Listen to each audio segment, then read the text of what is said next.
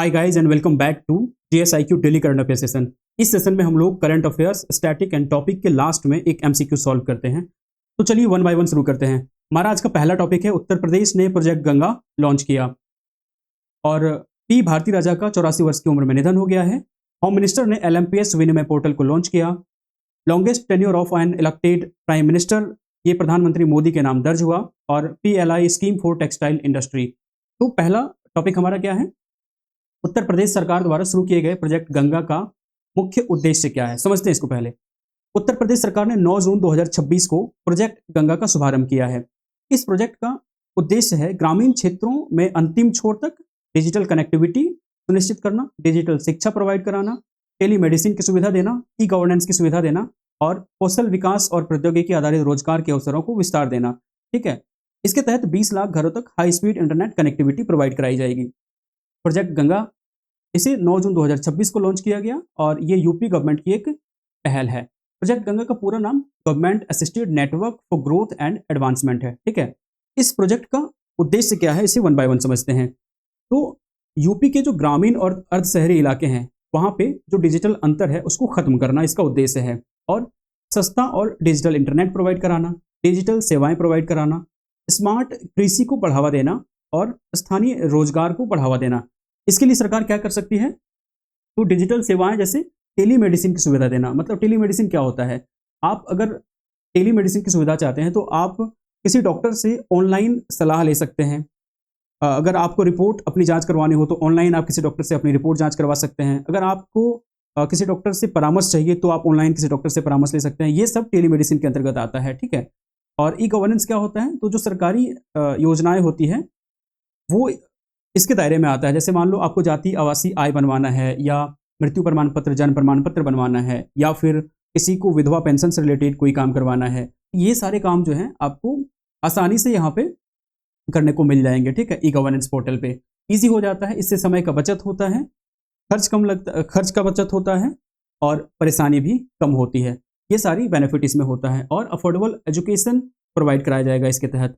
Smart कृषि को promote किया जाएगा। इसका मतलब ये है कि जो फार्मर्स होते हैं उनको मौसम पूर्वानुमान की जानकारी देना। मतलब जैसे आप देखते हैं कि आपके मोबाइल पर टेक्स्ट मैसेज आ जाता है कि अगले 2 से 3 घंटे में आपके इलाके में इतनी तेज हवाओं के साथ और वज्रपात या गरज के साथ बारिश होने की संभावना है। इस तरह की जानकारी किसानों को देना, या फिर किसी फसलों की बीमारी की जानकारी देना। जैसे मान लो कोई सीजन है, जैसे धान का सीजन है या गेहूं का सीजन चल रहा है, तो धान में कौन सी बीमारी हो सकती है, ठीक है, इसका उपाय या क्या हो सकता है। ठीक है, इसकी जानकारी किसानों को देना। और जो रियल टाइम मंडी होता है, रियल टाइम मंडी का भाव, इसकी भी जानकारी किसानों को देना। ये स्मार्ट कृषि के अंतर्गत आता है। ठीक है, स्थानीय रोजगार जो होता है जनरेट करना, उसके अंतर्गत डिजिटल सर्विस प्रोवाइडर नियुक्त किए जाएंगे। ठीक है, 8,000 से लगभग 10,000 डिजिटल सर्विस प्रोवाइडर इसमें नियुक्त किए जाएंगे। इसमें 50% जो है महिलाएं शामिल होंगी। मतलब अगर मान लो 10,000 नियुक्त होता है तो उसमें 5,000 पुरुष और 5,000 महिलाएं होंगी, या फिर अगर 8,000 होता है तो 4,000 पुरुष 4,000 महिलाएं होंगी। ठीक है, ये जो डिजिटल सर्विस प्रोवाइडर हैं, इन्हें सीएम युवा योजना के तहत फंडिंग किया जाएगा। सीएम युवा योजना जो है ये 5 लाख तक कोलेटरल फ्री लोन प्रोवाइड कराती है युवाओं को अपना बिजनेस शुरू करने के लिए। ठीक है, महिला सशक्तिकरण, ये जो 50% का इसमें आरक्षण दिया गया है महिलाओं को, ये महिला सशक्तिकरण को बढ़ावा देगा। ठीक है, और महिलाएं आर्थिक रूप से आत्मनिर्भर बनेगी। ठीक है, इस योजना को धरातल पर लागू कौन कौन करेगा, तो इसके लिए यूपी गवर्नमेंट, हिंदुजा ग्रुप और जो डिजिटल सर्विस प्रोवाइडर्स हैं, ये तीनों मिलकर काम करेंगे। अगर हम उत्तर प्रदेश की बात करें तो उत्तर प्रदेश सर्वाधिक आबादी वाला राज्य है और क्षेत्रफल में ये चौथा सबसे बड़ा राज्य है। क्षेत्रफल की दृष्टि से अगर देखें तो उत्तर प्रदेश की सीमा 8 राज्यों और एक यूटी, इसके अलावा एक अंतर्राष्ट्रीय सीमा नेपाल से भी लगती है। ठीक है, यहाँ पे देख लीजिए, ये उत्तर प्रदेश है, इसकी सीमा बिहार, झारखंड, छत्तीसगढ़, उत्तर प्रदेश, राजस्थान, हरियाणा, हिमाचल प्रदेश और उत्तराखंड से लगती है। इसके अलावा जो केंद्र शासित प्रदेश है दिल्ली, इससे भी लगती है। और ये वाली सीमा आप देख लो, ये नेपाल से लगती है। ठीक है, अंतर्राष्ट्रीय सीमा है ये उत्तर प्रदेश की। यहाँ का जो एक जिला है सोनभद्र जिला, इस जगह पे सोनभद्र जिला है, ये पूरे देश का एकमात्र जिला है जिसकी सीमाएं 4 राज्यों से लगती है, बिहार, झारखंड, छत्तीसगढ़ और मध्य प्रदेश। ठीक है, बिहार, झारखंड, छत्तीसगढ़ और मध्य प्रदेश से लगती है। अगर उत्तर प्रदेश के प्रमुख लोक नृत्य की बात करें तो चरकुला, कजरी और रासलीला यहाँ की प्रमुख लोक नृत्य है। राज्य की प्रतीक की बात करें तो वहाँ उत्तर प्रदेश की राजकीय पक्षी सारस है, उत्तर प्रदेश का राजकीय पुष्प पलाश है और राजकीय पशु बारहसिंगा है। ठीक है, इसका एमसीक्यू देख लेते हैं। उत्तर प्रदेश सरकार द्वारा शुरू किए गए प्रोजेक्ट गंगा का मुख्य उद्देश्य क्या है? तो इसका मुख्य उद्देश्य है ग्रामीण और अर्ध शहरी क्षेत्रों में high speed broadband connectivity provide कराना। ऑप्शन बी इसका करेक्ट आंसर है। हमारा अगला टॉपिक है, भारत सरकार द्वारा भारती राजा को किस वर्ष देश के चौथे सर्वोच्च नागरिक सम्मान पद्मश्री से सम्मानित किया गया? तो अभी जो पी भारती राजा हैं, इनका 84 वर्ष की उम्र में निधन हो गया है 10 जून 2026 को। ठीक है, 10 जून 2026 को 84 वर्ष की आयु में इनका निधन हो गया है। ये तमिल सिनेमा के दिग्गज फिल्म निर्देशक और अभिनेता थे। ठीक है, इन्हें 2004 में भारत सरकार ने पद्मश्री से सम्मानित किया था। पी भारती राजा की बात करें तो इनका मूल नाम चिन्नासामी पेरियामैया थेवर था। चिन्नासामी पेरियामैया थेवर। इन्होंने 1977 में 16 वयाथी नीले फिल्म में एज ए डायरेक्टर अपना डेब्यू किया था। इन्हें टोटल 6 राष्ट्रीय फिल्म पुरस्कार से सम्मानित किया गया है। 6 राष्ट्रीय फिल्म पुरस्कार से इन्हें सम्मानित किया गया है। ये जो राष्ट्रीय फिल्म पुरस्कार हैं, इसकी शुरुआत 1954 में हुई थी और ये एनएफडीसी के द्वारा दिया जाता है। इस पुरस्कार को एनएफडीसी प्रोवाइड कराता है। ठीक है, एनएफडीसी का मतलब होता है national film development corporation of India. ये सूचना एवं प्रसारण मंत्रालय के अंतर्गत आता है। अच्छा, इसे प्रदान कौन करता है? तो आमतौर पर हमारे जो राष्ट्रपति होते हैं वो राष्ट्रीय फिल्म पुरस्कार जो विजेता होते हैं उसको देते हैं। ठीक है, अभी जो रिसेंट राष्ट्रीय फिल्म पुरस्कार दिया गया है वो है 71वां नेशनल फिल्म अवार्ड। ठीक है, 71st नेशनल फिल्म अवार्ड, इसे 2023 में दिया गया था। इस अवार्ड के तहत जो बेस्ट फिल्म है वो 12th फेल है। 12th फेल को बेस्ट फिल्म का अवार्ड मिला था। बेस्ट एक्टर का अवार्ड शाहरुख खान को उनकी मूवी जवान के लिए दिया गया था और विक्रांत मैसी को उनकी मूवी 12th फेल के लिए दिया गया था। जबकि जो बेस्ट फीमेल एक्टर हैं वो रानी मुखर्जी को दिया गया था, उनकी movie Mrs Chatterjee versus Norway के लिए दिया गया था। ठीक है, राष्ट्रीय नागरिक सम्मान की बात करें तो पी भारती राजा को 2004 में पद्मश्री से सम्मानित किया गया था कला और सिनेमा के क्षेत्र में। पद्म पुरस्कार जो है इसकी स्थापना 1954 में की गई थी और इसे 3 श्रेणियों में दिया जाता है, पद्म विभूषण, पद्म भूषण और पद्मश्री। ये 3 श्रेणियां हैं पद्म पुरस्कार की। तो जो पद्म विभूषण है ये दूसरा सर्वोच्च नागरिक सम्मान है भारत का, पद्म भूषण ये तीसरा सर्वोच्च नागरिक सम्मान है और पद्मश्री ये चौथा सर्वोच्च नागरिक सम्मान है। तो फिर सर्वोच्च नागरिक सम्मान कौन है? ये भारत रत्न है। Bharat Ratna highest civilian award है। ठीक है, ये पद्म विभूषण हो गया, ये पद्म भूषण और ये पद्मश्री। आइए एमसीक्यू देख लेते हैं इसका। तो भारत सरकार द्वारा पी भारती राजा को किस वर्ष देश के चौथे सर्वोच्च नागरिक सम्मान पद्मश्री से सम्मानित किया गया था? तो इन्हें 2004 में सम्मानित किया गया था। हमारा अगला टॉपिक है, हाल ही में केंद्रीय गृह मंत्री अमित शाह द्वारा लॉन्च किए गए विनिमय प्लेटफॉर्म का मुख्य उद्देश्य क्या है? समझते हैं इसको पहले। तो हमारे होम मिनिस्टर साहब ने 9 जून को नई दिल्ली में भूमि बंदरगाह प्रबंधन प्रणाली यानी लैंड पोर्ट मैनेजमेंट सिस्टम विनिमय का उद्घाटन किया। ठीक है, ये जो लैंड पोर्ट मैनेजमेंट सिस्टम है इसका नाम उन्होंने विनिमय दिया है। ये भारत की जो भूमि सीमाएं होती है, जैसे मान लो इंडिया है और बांग्लादेश है या इंडिया और नेपाल है, तो इसका जो लैंड बॉर्डर होता है वहाँ पे जो चेक पोस्ट होता है, ठीक है, वहाँ पे जो चेक पोस्ट होता है इसको हम लैंड पोर्ट्स कहते हैं। वहाँ पे माल संस्करण और यात्री आवागमन को डिजिटल और सुचारू बनाने की दिशा में एक महत्वपूर्ण कदम है। तो एलएमपीएस को समझते हैं पहले। एलएमपीएस का मतलब होता है लैंड पोर्ट्स मैनेजमेंट सिस्टम। ये एक डिजिटल प्लेटफॉर्म होता है लैंड पोर्ट्स पर ट्रेड एंड पैसेंजर मूवमेंट को ट्रैक करने के लिए। ठीक है, लैंड पोर्ट्स पर जो ट्रेड और पैसेंजर मूवमेंट होता है उसको ट्रैक करने के लिए इसे डिजाइन किया गया है। ठीक है, ताकि उसको डिजिटल किया जा सके और ट्रांसपेरेंट किया जा सके और सिक्योर किया जा सके। जो लैंड पोर्ट्स पर ट्रेड होता है और पैसेंजर मूवमेंट होता है उसकी डिजिटल ट्रैकिंग के लिए, ट्रांसपेरेंसी के लिए एंड सिक्योर, ताकि वो सुरक्षित हो सके, इसके लिए इस प्लेटफॉर्म को लॉन्च किया गया है और डिजाइन किया गया है। इसे 9 जून 2026 को लॉन्च किया गया। इसके जो नोडल एजेंसी हैं वो land port authority of India है। मतलब ये जो एलएमपीएस है, एलएमपीएस विनिमय जो है, इसको ऑपरेट कौन करेगा?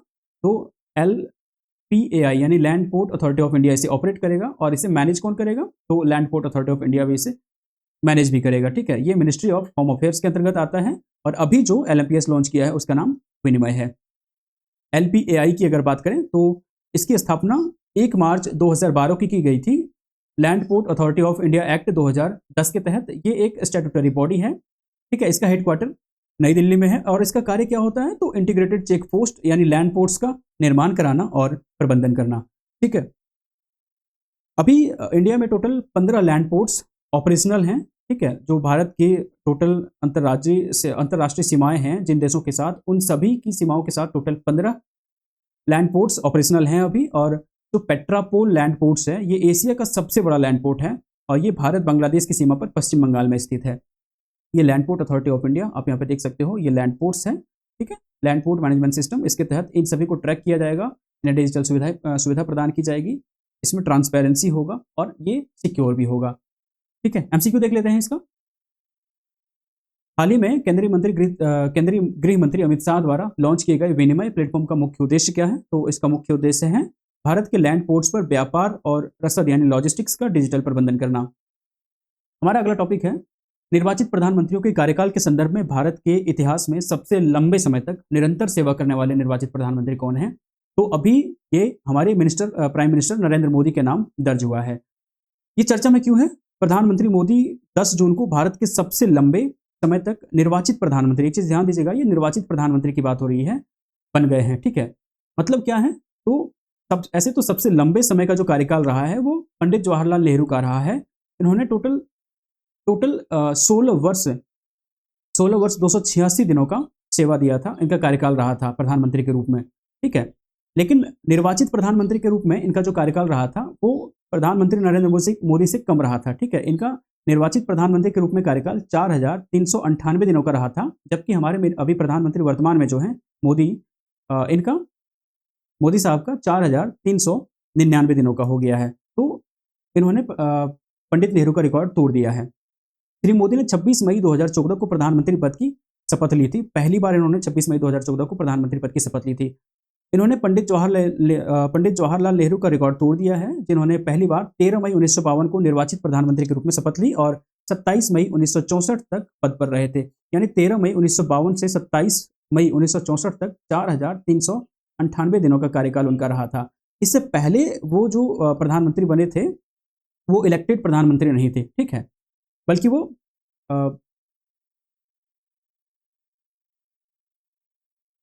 तो उनका जो पहला कार्यकाल था पंडित नेहरू का, वो एक अंतरिम प्रधानमंत्री के रूप में था। उसके बाद उन्होंने जो 13 मई 1952 को शपथ लिया था प्रधानमंत्री के रूप में, ये इनका निर्वाचित प्रधानमंत्री के रूप में कार्यकाल शुरू हुआ था, ठीक है। प्रधानमंत्री मोदी की बात करें तो सबसे लंबे समय तक सेवा करने वाले निर्वाचित प्रधानमंत्री बन गए हैं। इन्होंने 4399 दिनों तक, ये 10 जून 2026 को 4399 दिन हो गया इनका एज अ प्राइम मिनिस्टर, ठीक है। इन्होंने 4398 दिन पंडित जवाहरलाल नेहरू के रिकॉर्ड को ब्रेक किया है।